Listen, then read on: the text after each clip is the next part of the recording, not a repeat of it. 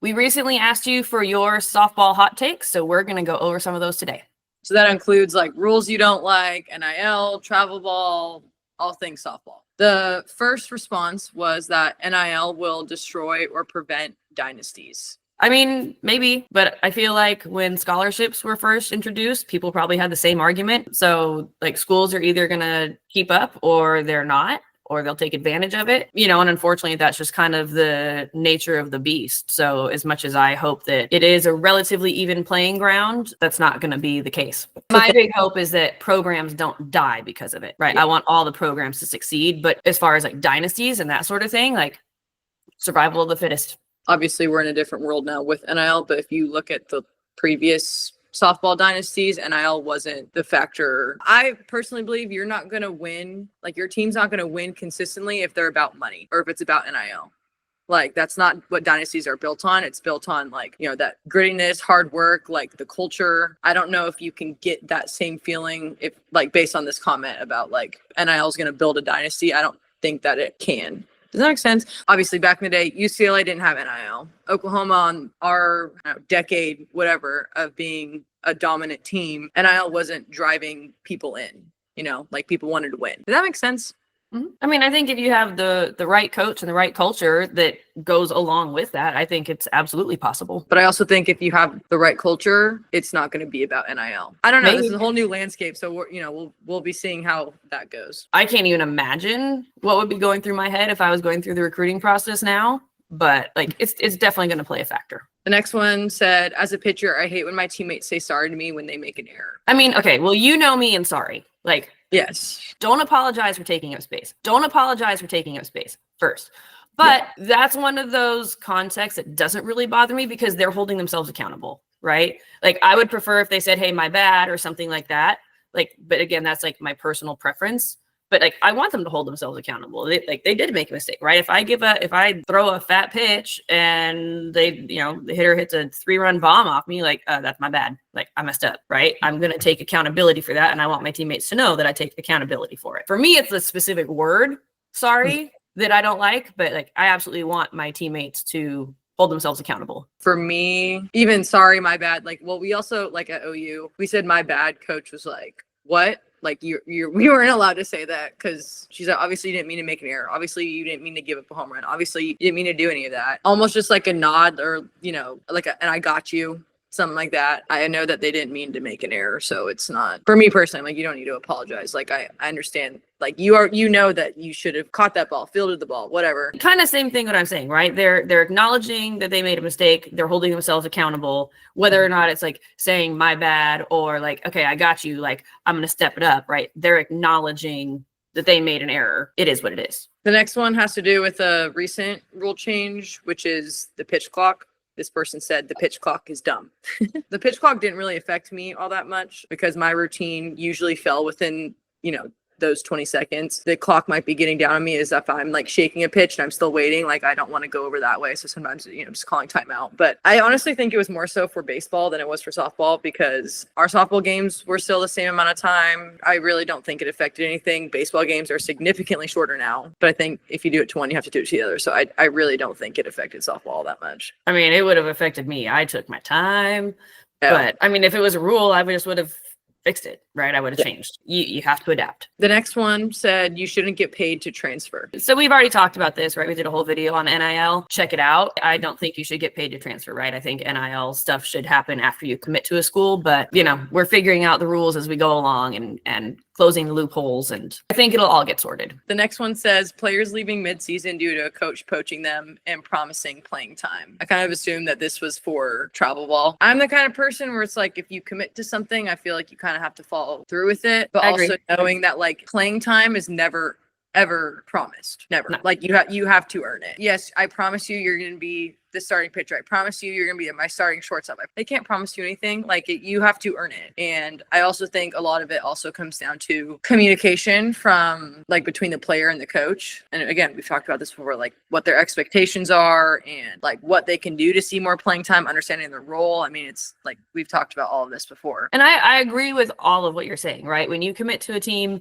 unless it's a horrible situation, yes, you should stick it out. Coaching, primarily travel ball pitchers, you know, and thankfully I can talk to my athletes and their families and kind of like help them through these things. But I do hear a lot about girls just leaving midseason and this and that. And it's mostly driven by parents who want their kid to be the star, right? They're looking for these scholarships 6, 8, 10 years from now.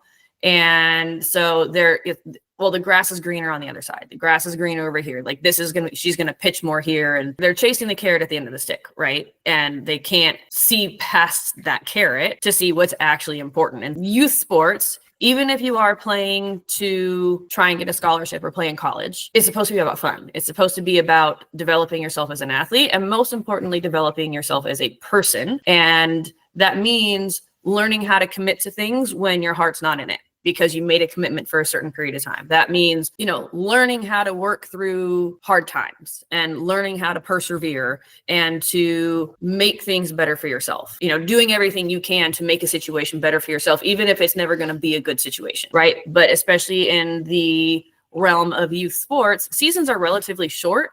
So you don't have to stick through it for very long. You know, again, there are always going to be instances when, yes, you should leave as soon as possible, but those are really rare. Teaching young athletes how to persevere, how to commit, how to really be a good human, letting them learn essential life skills to be successful in life. Like, that's where the focus needs to be, not on earning a scholarship. That'll happen through hard work. Again, like, perseverance, because if you're always just chasing the next best thing, like, you're not teaching perseverance, and they're just looking for the easy road. Like, okay, who's going to pitch me? You know, and that's why. So like with you don't like coaches just guaranteeing playing time, because you don't teach the athletes anything, right? They're just looking for handouts rather than like, okay, hey, like, I have a chance to earn my time. Now I need to work harder so I can earn it. You think of like a corporate job, or, you know, when you're being interviewed, they're not going to say, oh, I promise you will get a promotion on this day. Like, you work for a promotion. It's the same thing. It's earned. And I feel like if you're just going to the next place to try to find playing time, it's good to be on a team where you're not the best player. Getting on those competitive teams will make you better. If you're the one that's starting every single game and it's easy for you, you're not growing. You're like the big fish in a small pond. Like, oh, good for you, right? Being uncomfortable and being around people, like, that should make you want to work harder, practice harder, so that you can earn that spot. It's not just given to you, because when it's just given, that don't feel very rewarding. So, like, we just talked about the athletes and the families, right? But also for the coaches part, like, you know, these players all committed. Like, is winning really that important to you that you need to go poach players from, like, it's youth sports. Like, you're not trying to get $1 million contract and win an Addy for your school or your pro team. Like, it's youth sports. Chill. It's just not that important to be poaching players. Like, you don't need to poach an 11-year-old kid in March for your April tournament, like April and beyond. Like, just stop. Yeah. Some of these kind of have to do with rule changes, or, you know, disagreeing with, agreeing with, or things that should change. So the next one is pitchers shouldn't be able to start consecutive games. Why? I mean, I don't necessarily think that they need to. If you don't have to, I don't think you would need to, but I don't think that there should be a rule saying that. We talked about the wear and tear it takes on the arm, right? So it really just comes down to recovery and what's best for the team. I mean, you were lucky. You had such a strong staff every year you were there. Like, I don't know, like, with the exception of the World Series, like, could you count on two hands how many times pitchers would start consecutive games with your staffs? I don't think we ever did that. Such a luxury. Whereas, like, my senior year, I want to say I threw in like at least 50 of our games. So I would start pretty much every game in conference, and I was just on top of my recovery, and it was what it was, right? I'm very happy we've moved on, but like, there's no need to make that rule either. The next one was, if a pitcher is taken out of the game, they can't go back in for 3 innings. Again, why? Yeah. Because if you sit for 3 innings, guess what? You have to go warm up again, and then you're using more energy because you have to throw warm-up pitches. Like, if you get taken out, you should be able to go back at any point in time. Adding too many rules to keep track of, and yeah, I don't think it's necessary. Someone said, do you think they will have to set stricter rules for the transfer portal? Again, we kind of talked about this in our other YouTube video. I think they're figuring it out. Yeah, and I think figuring the NIL out will directly affect the portal. I was looking up the updated portal thing, and almost 50% of the softball players that entered the portal this year were still unsigned. Wow. Ugh.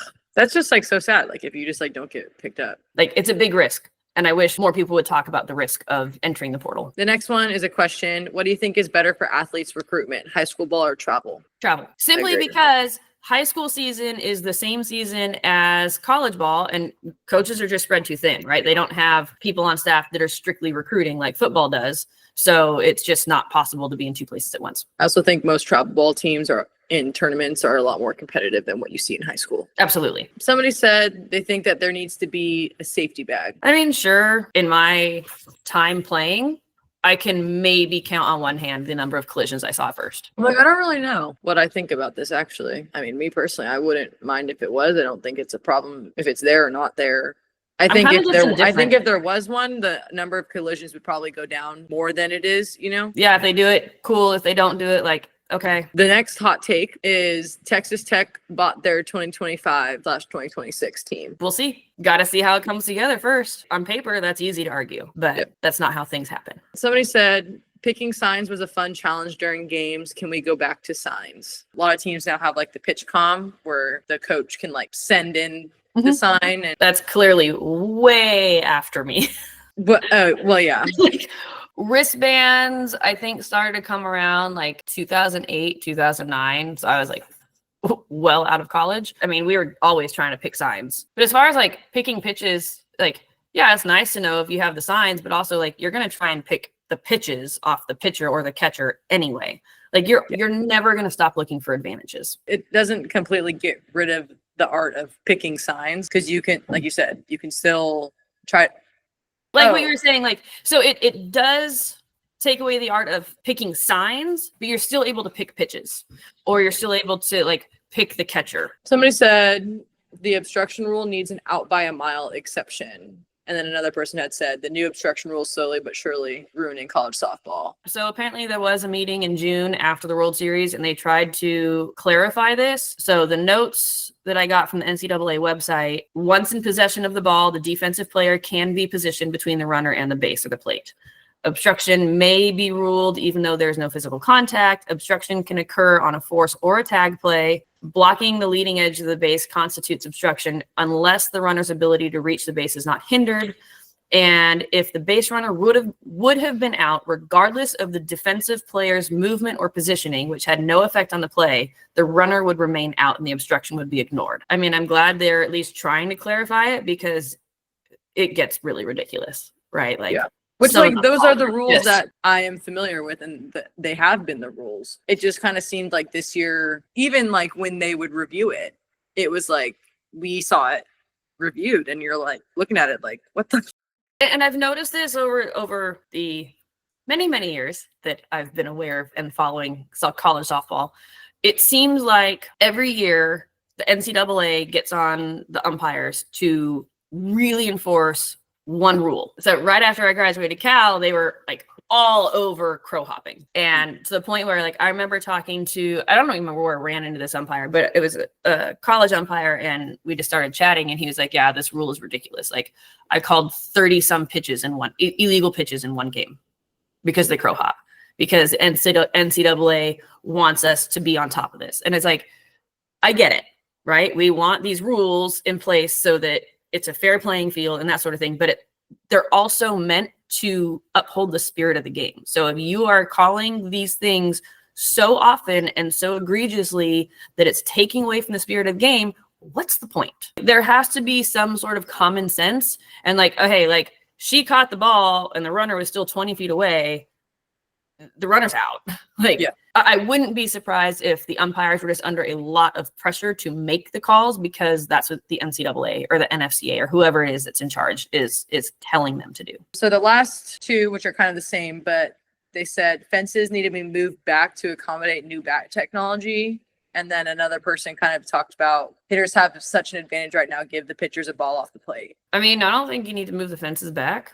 I don't think so either. And it's not just the bat technology, like the training that goes into hitting now, and not just like having better swings and more efficient, more powerful swings, but it's also like the strength and conditioning of these athletes, right? And just like their overall power output has increased tremendously because science, and we know better now, and athletes are starting to train at a younger age, so they have a stronger base going into college. Like, it's not just the bats. I think in softball it goes back between pitchers and hitters, you know, where it's like before I don't know if you really saw that many like fast pitchers like we do today. Like I feel like my last year, almost every team we played had a girl throwing like 72. And you're like, what the like they didn't even have that my freshman year with every team that had a girl throwing that fast.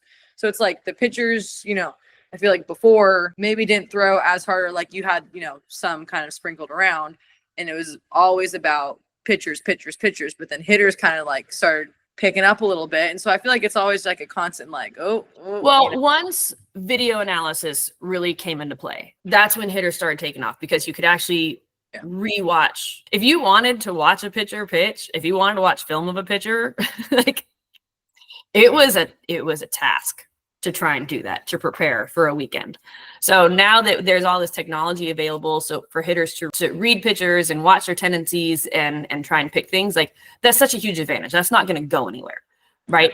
But I also feel like maybe until just a couple of years ago, I feel like pitchers hadn't started to catch on to that yet, for the most part. Like maybe a couple here and there had not really started like, oh, like I need to do things differently. I need to switch things up and be more versatile, and I need to read hitters and right, rather than just relying on the coaches to do that. I feel like that's changed over the last couple of years too. And so we're seeing a little bit, not necessarily better quality in pitching, but they're able to adjust and keep hitters off balance for a little bit longer. Game's always changing. Hitters, pitchers, everyone's getting smarter, stronger. Give the pitchers a ball to play. I love it when an umpire's giving a ball off. Like, I think every pitcher loves that. 100%. Do I think that needs to be the new strike zone? No. I mean, the strike zone has been the same since it's freaking started. Like it's, you know, I don't think you need to move it. But I also, again, you have different umpires that have different strike zones. And that's also a part of the game, is managing and figuring out what this umpire strike zone is, if it's even consistent or not.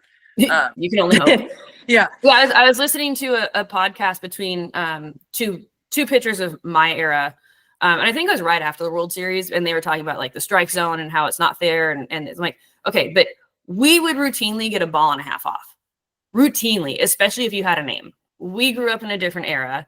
I do think that umpires now tend to tighten the zone more than it is. Like, so if you have a ball on the black, I don't see that pitch get called a lot anymore. Yeah.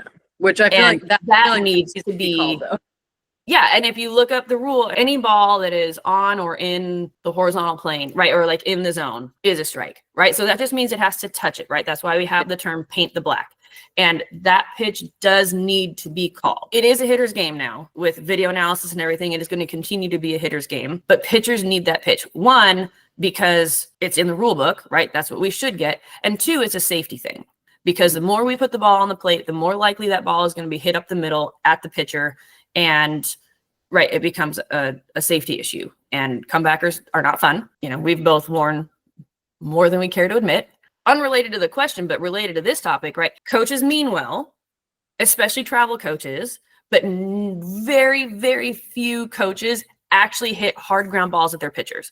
So then in a game, when pitchers get comebackers, they freeze because they've never practiced that reaction. And that's when they get hit. When you practice reaction time, and when you train your reaction time, and you practice having balls like hit hard back at you, you're actually preparing your pitcher to protect themselves in games, because hitters are never going to take it easy on you.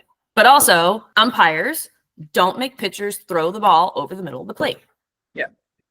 Give us a true zone. Don't give us extra. Like, I'm fine with you not giving us extra, but give us a true zone. Every once in a while, there is that a ball off the plate and they call a strike. You're like, ooh, thanks. You know? Yeah. And sometimes you throw it right down the middle and it's a ball and you're just sitting there like, did we both blink? Like, I blinked because I was scared the ball was coming. Did you blink? Like, I don't know.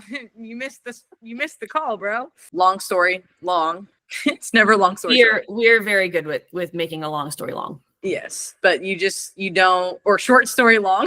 That's probably more like it. We don't think you need to create a new strike zone. So now I have two rule changes that I think should be implemented. One is, we know that some plays are reviewable and some are not. A lot of things can be subjective, which is why some things aren't, able to be reviewed. But I think that hitters being out of the box should 100% be reviewable. My thought process, if you can review a girl leaving early, which everyone freaking does now that became reviewable, there's always at least like 3 people in the dugout watching the runners, and they're telling the coach like, she left early, replay it to get the out. You should 100% be able to review an out of the box, because it is illegal. and you can see it in review. Slappers being out of the box. I agree. Anyways, yeah. And I think that agree. because they knew that it wasn't reviewable, they did it more. Or even sometimes you see hitters like intentionally being out of the box, like in the back of the box. And it's like, you are out of it.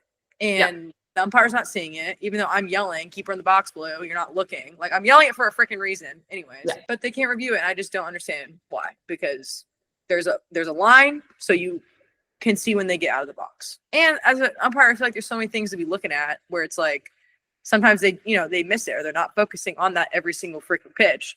So, that's just my opinion. My second one also with the reviews is that if the coach uses one of their reviews and the play was overturned, you should get your review back.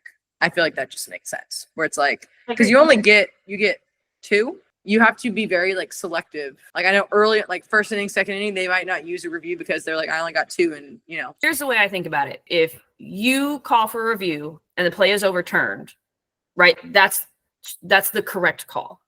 So if you replayed that whole play and the correct call was made, you would not lose a review. Yeah. So like that's kind of how I look at it, is it's almost like an error, right? If you replay the inning and the run doesn't score, it's not an earned run. Like, kind of similar to that. Send us more hot takes. Yeah. If you got anything else, leave them in the comments. We'll get to them and be as controversial as you like. Those are fun. So yeah, we're not going to shy away from those. Bye.